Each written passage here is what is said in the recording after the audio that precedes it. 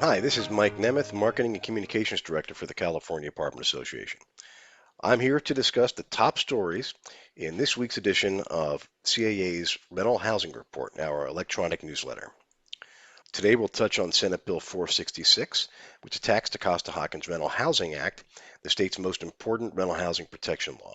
We'll also talk about CAA's challenge to San Jose's proposed fee increase on rental housing providers, and CAA support for New York City landlords who are urging the U.S. Supreme Court to review a property rights case. We'll also touch on CAA's appeal of a court decision regarding Pasadena's rent control law and a bill requiring the disclosure of fees and charges in rental housing advertising. Let's dive in. Senate Bill 466, proposed by Senator Aisha Wahab, a Democrat out of Hayward, is currently on the Senate floor, and a vote from the full Senate can happen anytime now. This bill aims to modify the Costa-Hawkins Rental Housing Act, which has been a cornerstone of the rental housing business in the state since it was passed back in 1995. This bill seeks to remove the Act's ban on local rent controls on housing built after 1995 and replace it with a 15-year rolling date. So as soon as housing turns 15 years old, it could be subject to local rent control under this bill. Wahab has agreed to change the rolling date to 28 years, but that amendment hasn't been officially made as of yet.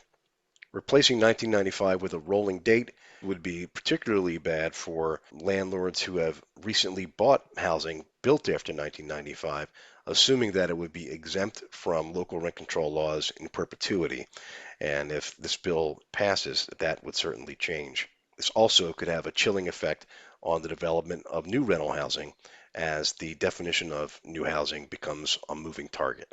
In the city of San Jose, CAA is strongly opposing a proposal to drastically increase fees on rental housing providers. The housing department in San Jose has conceded that the fee increase is based on its own miscalculation of rental units that would be subject to the city's tenant protection ordinance. CAA has encouraged the City Council to scrap this plan for higher fees and keep the current fee schedule in place. Meanwhile, CAA is also encouraging the City Council to order an audit of the Housing Department's operations. The city says it's committed to affordable housing, but this fee increase could actually drive up the cost of rent. CAA is supporting a group of landlords in New York City who have petitioned the U.S. Supreme Court to take up a property rights case challenging the city's very strict rent stabilization program, saying that New York City's rent control policy is actually a violation of the U.S. Constitution, specifically the takings clause in the Fifth Amendment. CAA will be filing an amicus brief or a friend of the court brief, urging the High Court to take up the case.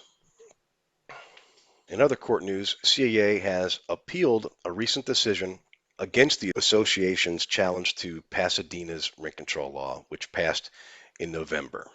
The association is now preparing to submit a brief to the appellate court arguing why certain portions of the ruling could be overturned.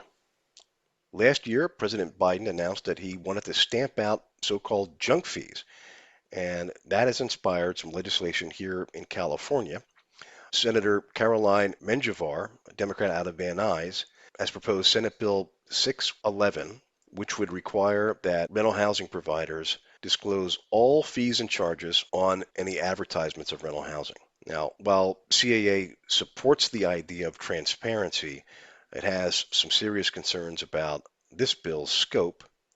CAA argues that fees based on tenant preferences or optional service fees shouldn't be required in these advertisements. And the same goes for fees that a tenant would have to pay for violating a lease, such as being late on the rent. It goes without saying that those are not junk fees, but they would still be required as part of this bill as it's written.